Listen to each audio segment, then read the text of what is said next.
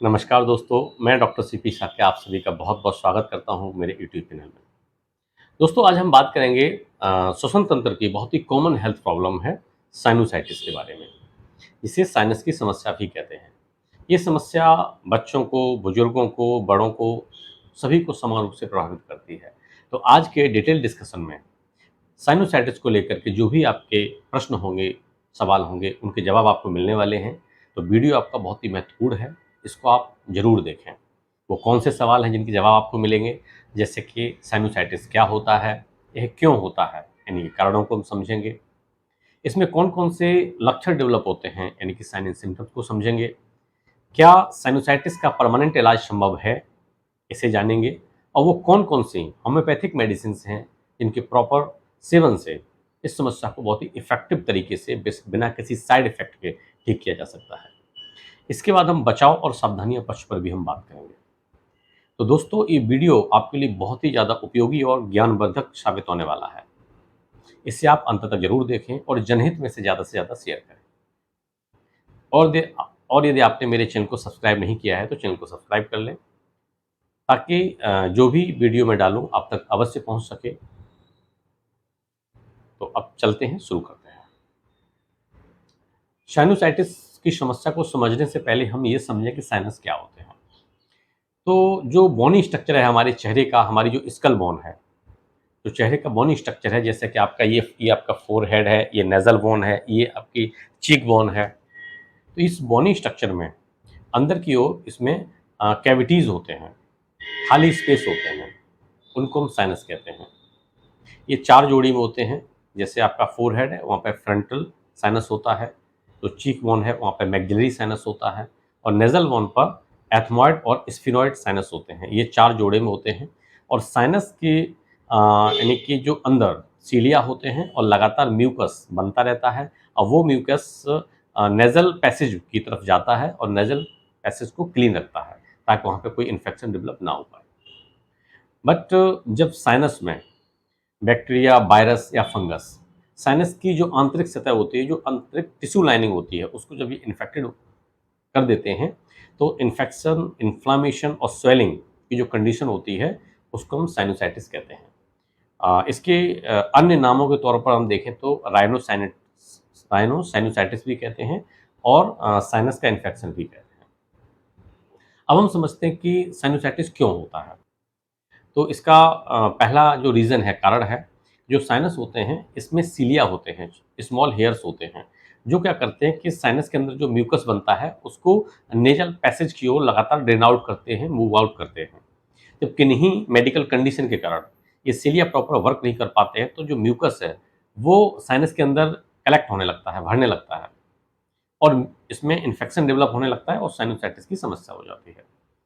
ऐसे ही नेक्स्ट कारण की हम बात करें, तो ऐसे लोग जिनको कोल्ड से एलर्जी है, एलर्जिक समस्या से वो परेशान हैं, तो उसमें क्या होता है कि एलर्जन के कारण उनकी साइनस में बहुत ज़्यादा म्यूकस का प्रोडक्शन होने लगता है, म्यूकस बनने लगता है, जितना कि वो ड्रेन नहीं हो पाता है, बाहर नहीं निकल पाता है, तो वो कलेक्ट होने लगता है और इन्फेक्शन डेवलप होकर के साइनोसाइटिस हो जाता है।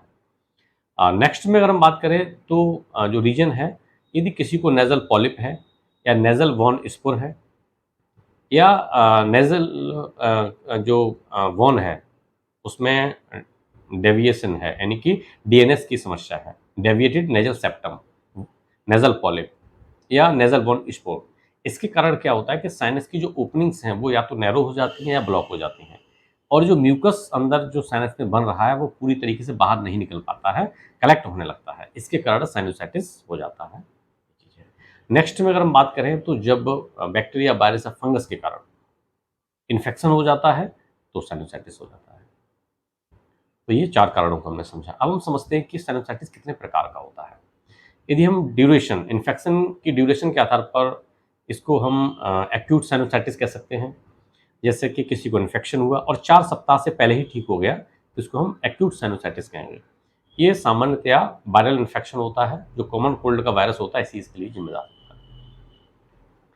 नेक्स्ट है सब एक्यूट साइनोसाइटिस। इन्फेक्शन हुआ और 4 सप्ताह से ज़्यादा समय तक कंटिन्यू रहा और 12 सप्ताह से पहले ही ठीक हो गया, तो इसको हम सब एक्यूट साइनोसाइटिस कहेंगे। और यदि इन्फेक्शन इतना डीप हो गया है कि वो 3 महीने यानी कि 12 सप्ताह के बाद भी लगातार कंटिन्यू है, तो उसको हम क्रोनिक साइनोसाइटिस की समस्या कहेंगे। ये सामान्यतया बैक्टीरियल इन्फेक्शन के कारण होती है। अब हम समझते हैं कि वो कौन-कौन से रिस्क फैक्टर्स हैं, जिसके कारण कोई भी व्यक्ति साइनोसाइटिस के लिए बहुत ज़्यादा सुभेद्य हो जाता है। तो इसमें हम समझें तो एलर्जिक राइनाइटिस, ऐसे लोग जिनको एलर्जिक राइनाइटिस की समस्या है, वो साइनोसाइटिस के लिए बहुत ज़्यादा प्रोन होते हैं। नेक्स्ट में सिस्टिक फाइब्रोसिस की समस्या या बीमारी जिन्हें है, वो भी जो बीमारी है साइनोसाइटिस के लिए बहुत ज़्यादा प्रोन होते हैं। ये भी देखा गया है कि जिनकी फैमिली हिस्ट्री बहुत ज़्यादा पॉजिटिव है साइनोसाइटिस के लिए, उनकी मदर को, फादर को या अदर फैमिली मेंबर्स, भाई-बहन को ये समस्या है, तो वो भी इसके लिए बहुत ज़्यादा प्रोन है। नेक्स्ट में यदि आपको ऐसी कोई मेडिकल कंडीशन है जिसके कारण जो साइनस के अंदर जो सीलिया हैं, वो प्रॉपर वर्क नहीं कर पा रहे हैं, तो भी आप साइनोसाइटिस के लिए बहुत ज़्यादा प्रोन हो जाएँगे, आपको साइनोसाइटिस हो सकता है। यदि किसी पेशेंट को एचआईवी का इन्फेक्शन है या फिर कैंसर की कंडीशन, उसको कीमोथेरेपी हुई है, इसके कारण उसका इम्यून सिस्टम बहुत ज़्यादा वीक हो गया है, तो भी वो साइनोसाइटिस के लिए बहुत ज़्यादा प्रोन है। नेक्स्ट अगर हम बात करें, तो यदि आपकी जो गले में लिम्फ नोड्स हैं, वो बहुत ज़्यादा एनलार्ज हैं, यानी कि कह सकते हैं लार्ज एडिनॉइड्स की समस्या है, तो उस कंडीशन में भी साइनोसाइटिस के लिए बहुत ज़्यादा प्रोन हो सकते हैं। नेक्स्ट में यदि जो साइनस का स्ट्रक्चर है वो एब्नॉर्मल है, तो ऐसी कंडीशन में जो ओपनिंग है वो नैरो हो सकती है, ब्लॉक हो सकती है, उस कंडीशन में भी साइनोसाइटिस हो सकता है। तो ये कुछ रिस्क फैक्टर्स को समझा जिसके कारण कोई व्यक्ति साइनोसाइटिस के लिए बहुत ज़्यादा प्रोन हो सकता है। अब हम समझते हैं कि साइनोसाइटिस में कौन-कौन से लक्षण डेवलप होते हैं। तो लक्षणों की बात करें तो पीएनडी की समस्या यानी कि पोस्ट नेजल ड्रिप की समस्या बहुत कॉमन देखने को मिलती है। इसमें क्या होता है कि नेजल पैसेज के पिछले वाले भाग में, वहाँ से म्यूकस जो है वो लगातार आपके थ्रोट में गिरता रहता है, गले में पहुँचता रहता है, जिसके कारण गले में लगातार खराश रहती है, लगातार खाँसी आती रहती है। साइनोसाइटिस के कारण आपको रनी नोज़ की समस्या हो सकती है, यानी कि नाक से लगातार म्यूकस बह रहा है। वो आपका पतला म्यूकस भी हो सकता है, वो बहुत गाढ़ा म्यूकस भी हो सकता है, हल्के पीले रंग का, हल्के हरे रंग का म्यूकस हो सकता है। नेक्स्ट में हम स्टफ़ी नोज़ की समस्या, यानी कि नाक आपकी पूरी बंद हो सकती है, पूरी जकड़ जाती है, आपको साँस लेने में बहुत दिक्कत हो सकती है। नेक्स्ट में देखें तो आपको फेशियल प्रेशर महसूस हो सकता है, यानी कि जो साइनस है, साइनस में जब म्यूकस कलेक्ट हो जाता है तो एक अजीब ही तरीके का प्रेशर आपको महसूस होगा और कई बार आपको दर्द भी हो सकता है। तो अगर फ्रंटल साइनस में म्यूकस बहुत ज़्यादा कलेक्ट हो गया है, तो सिर में दर्द हो सकता है, और यदि मैक्सिलरी साइनस में बहुत ज़्यादा कलेक्ट हुआ है, तो आपको दाँत में दर्द हो सकता है, दाँत पे दबाव महसूस हो सकता है। इसके कारण आपको लगातार सिर दर्द रह सकता है, आपको थकान महसूस हो सकती है। अगर इन्फेक्शन ज़्यादा डीप है, तो आपको बुखार आ सकता है, फ़ीवर आपको आ सकता है। इसके साथ आपको लगातार गले में खराश रहेगी, खाँसी आएगी, जुकाम जैसी कंडीशन रहेगी। तो ये कुछ लक्षण आपको देखने को मिल सकते हैं। अब हम समझते हैं कि क्या साइनोसाइटिस को परमानेंट इलाज संभव है?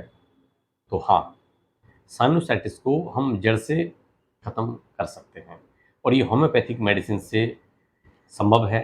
फिर वो चाहे किसी भी प्रकार का साइनोसाइटिस हो, चाहे वो एक्यूट साइनोसाइटिस हो, सब एक्यूट हो या क्रोनिक साइनोसाइटिस हो, होम्योपैथिक मेडिसिन के प्रॉपर सेवन से इस समस्या को जड़ से खत्म किया जा सकता है।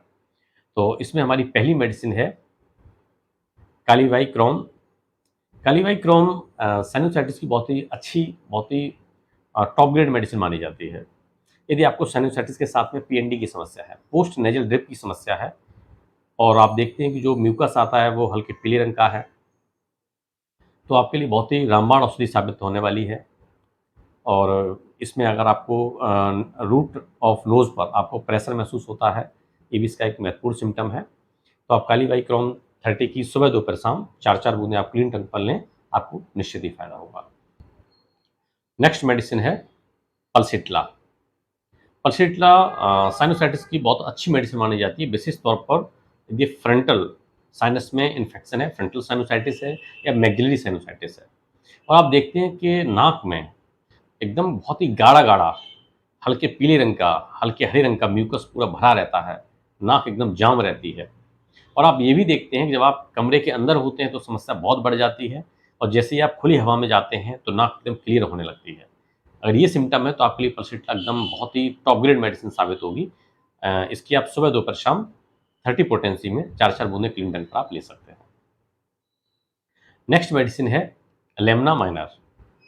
यदि आपको साइनोसाइटिस के साथ में नेज़ल पॉलिप की समस्या है, तो लेमना माइनर बहुत ही इफ़ेक्टिव मेडिसिन है। ये मदर टिंचर फॉर्म में आप लें, इसकी 10-10 बूंदें आप सुबह, दोपहर, शाम आधा कप गुनगुने पानी में आप लें। आपका नेज़ल पॉलिप धीमे-धीमे करके श्रिंक होने लगेंगे, छोटे होने लगेंगे और खत्म हो जाएँगे और आपकी नोज़ क्लियर हो जाएगी। नेक्स्ट मेडिसिन है नेट्रम म्यूटाटिकम। यदि आपको साइनोसाइटिस के साथ में आपको नेज़ल एलर्जी है, आप देखते हैं कि लगातार बहुत ही पतला-पतला म्यूकस आता है, छींकें आपको आती हैं, जुकाम जैसी कंडीशन बहुत ज़्यादा रहती है। तो ऐसी कंडीशन में नेट्रम म्यूटाटिकम बहुत अच्छा वर्क करेगी। इस 30 पोटेंसी में आप सुबह, दोपहर, शाम 4-4 बूंदें क्लिंटन पर आप ले सकते हो। नेक्स्ट मेडिसिन है सेंगुनेरिया कैनेडेंसिस। यदि आपको साइनोसाइटिस के साथ में छींकें बहुत ज़्यादा हैं, स्नीजिंग बहुत ज़्यादा है और आपको राइट साइडेड हेडेक है, तो सेंगुनेरिया कैनेडेंसिस बहुत ही इफ़ेक्टिव मेडिसिन आपके लिए साबित होगी। इसकी 30 पोटेंसी में आप सुबह, दोपहर, शाम 4-4 बूंदें क्लिंटन पर लें। नेक्स्ट मेडिसिन है जस्टिसिया। ये मदर टिंचर फॉर्म में है। इसकी आप 10-10 बूंदें सुबह, दोपहर, शाम गुनगुने पानी में आप लें। आपकी जो साइनोसाइटिस की समस्या है, उसमें बहुत ज़्यादा आपको राहत मिलेगी। दोस्तों, ये मैं कहना चाहूँगा कि इन मेडिसिन्स को आप लगभग 15 से 30 दिन तक आप इनका सेवन करें, जैसे मैंने बताया, जिन मेडिसिन से आपके लक्षण मिलते हैं और आपको निश्चित ही आराम मिलेगा। और इसके बाद भी अगर आपको लगता है समस्या है, तो आप अपने जो नज़दीकी डॉक्टर हैं, उनसे आप मुलाकात करें, उनकी प्रॉपर केस टेकिंग दें, वो आपको बहुत ही अच्छी मेडिसिन आपको देंगे। और भी अलग-अलग मेडिसिन हैं साइनोसाइटिस पे, जो बहुत ही इफ़ेक्टिव हैं। नेक्स्ट में बात करें बचाव और सावधानियाँ, तो आप ये समझें कि जिन-जिन चीज़ों से दिक्कत आपको बढ़ती है, उन चीज़ों का सेवन आप ना करें।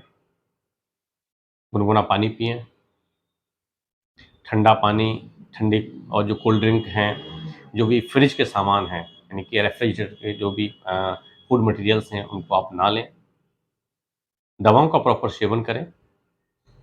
उम्मीद करता हूँ वीडियो आपको बहुत अच्छा लगा होगा और आपके लिए बहुत ही लाभकारी साबित होगा। यदि वीडियो आपको पसंद आया है, तो वीडियो को लाइक करें, कमेंट करें और जनहित में ज़्यादा से ज़्यादा शेयर करें। फिर मिलता हूँ नेक्स्ट वीडियो में, तब तक के लिए बहुत-बहुत धन्यवाद। Thank you so much.